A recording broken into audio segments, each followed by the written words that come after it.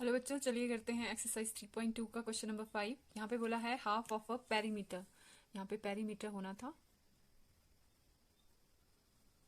ठीक है, half of a perimeter of a rectangular garden is 36 metre. ठीक है, और उस रेक्टेंगुलर गार्डन की जो लेंथ है that is 4 more than its width.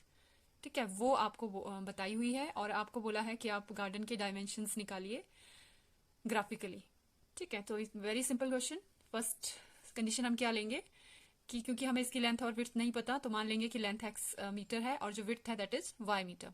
Okay, अब कंडीशन के अकॉर्डिंग वो क्या बोल रहे हैं, length is 4 more than its width, कि ये इसकी जो लेंथ है अकॉर्डिंग टू क्वेश्चन जो फर्स्ट बन रहा है वो क्या बन रहा है, इसकी जो लेंथ है दैट मीन्स एक्स किसके बराबर है, 4 मोर देन इट्स विड्थ। ठीक है, इसकी जो लेंथ है वो इसकी विड्थ से 4 मोर है, तो उसको आप ऐसे लिखोगे मैथमेटिकली।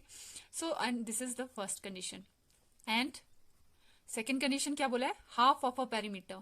ठीक है, तो पेरीमीटर क्या होता है, रेक्टेंगल का पेरीमीटर क्या होता है, 2 इंटू लेंथ प्लस ब्रेथ। ठीक है, तो मतलब क्या हो गया, 2 इंटू एक्स प्लस वाई, क्योंकि लेंथ है एक्स और ब्रेथ है वाई, वो इसका हाफ, ये जो पेरीमीटर है इसका हाफ जो है that is equal to 36 metre. ठीक है, सो 2 से 2 cancel, so x plus y is equal to 36। तो ये हमारे पास दूसरी इक्वेशन बन गई। राइट, तो हमने दोनों कंडीशंस बना ली। X is equal to y plus 4 एक फर्स्ट कंडीशन हो गई, x plus y is equal to 36 ये सेकंड कंडीशन हो गई। इसमें भी आप वेरिएबल को सेपरेट कर देंगे तो यहाँ पे हो जाएगा 36 माइनस वाई। ठीक है, अब बनाएंगे हम टेबल।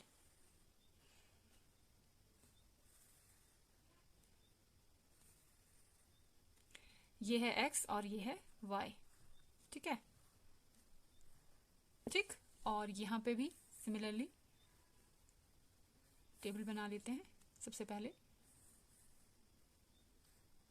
ये है x और ये है y। ठीक है, तो सबसे पहले अब देखिए, अब आप कोशिश, यहाँ पे 36 है ना, और ग्राफ में हमने कोशिश ऐसी करनी है कुछ ऐसी वैल्यूज लेने की जो ना तो बहुत ज्यादा बड़ी हो, क्योंकि 36 जो है ग्राफ में ड्रॉ करना, 36 पार्ट्स ड्रॉ करना दैट इज नॉट इजी, है ना।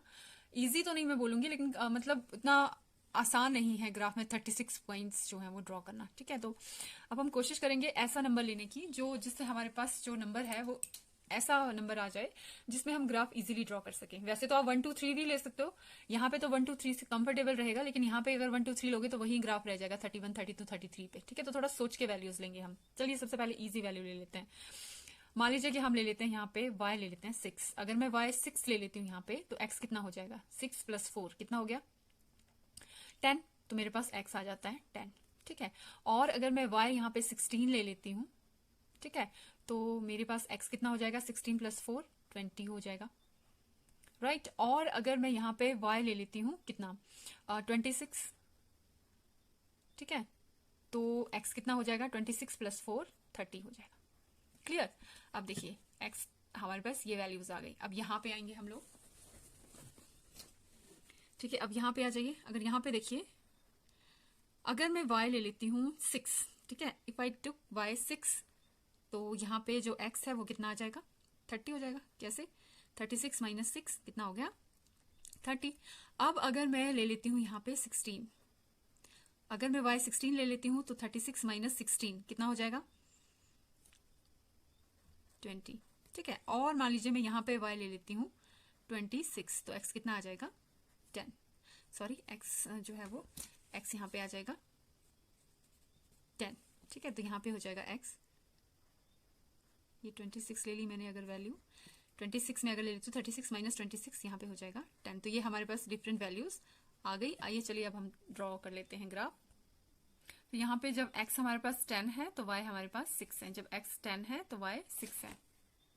चलिए ले लेते हैं, x है 10 और y है आपके पास 6, तो ये आ गया हमारे पास x 10 और y 6। ठीक है, उसके बाद x है आपके पास 20 और y है 16, तो x है आपके पास 20 और y है आपके पास 16, 13 14 15 और ये आया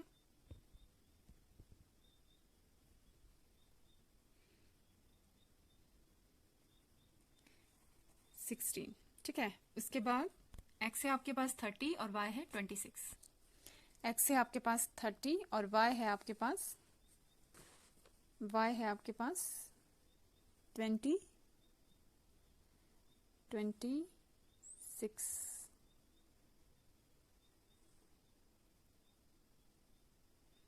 ठीक है, तो हमारे पास ये 3 पॉइंट्स आ गए, 1 2 3। चलिए अब इनको ज्वाइन कर ले। तो ये हमारे पास एक लाइन बन गई। ठीक है, उसी तरह से अब हम दूसरी लाइन भी ड्रॉ करेंगे। तो यहाँ पे x है 30 और y है 6। ठीक है, when x is 30 then y is 6। Okay, ये हो गई फर्स्ट लाइन। उसके बाद when x is 20 y is 16, when x is 20 then y is 16। यहाँ पे देखिए हमें आंसर मिल गया है, क्योंकि दोनों पॉइंट जो है वो दोनों लाइंस में ये पॉइंट आ रहा है।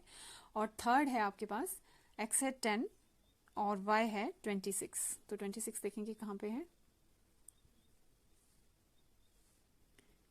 10 और ये आ गया 26। ठीक है, अब इसको भी ज्वाइन कर लेते हैं। तो यहाँ पे आप इस ग्राफ में देख पा रहे हैं क्या, तो यहाँ पे इस ग्राफ में आप क्या देख सकते हो कि जो इंटरसेक्ट वाला पॉइंट है दैट इज क्या है, वो कहाँ पे इंटरसेक्ट कर रहे हैं। तो यहाँ पे आप देखिए इंटरसेक्ट कहाँ पे हो रहा है, यहाँ पे देखिए ये है 16। ठीक है, y है 16 और x है 20। सो यहाँ से हम सोल्यूशन निकालते हैं, x is equal to 20 and y is equal to,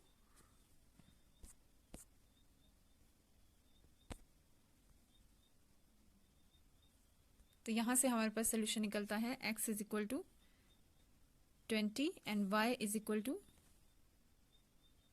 16।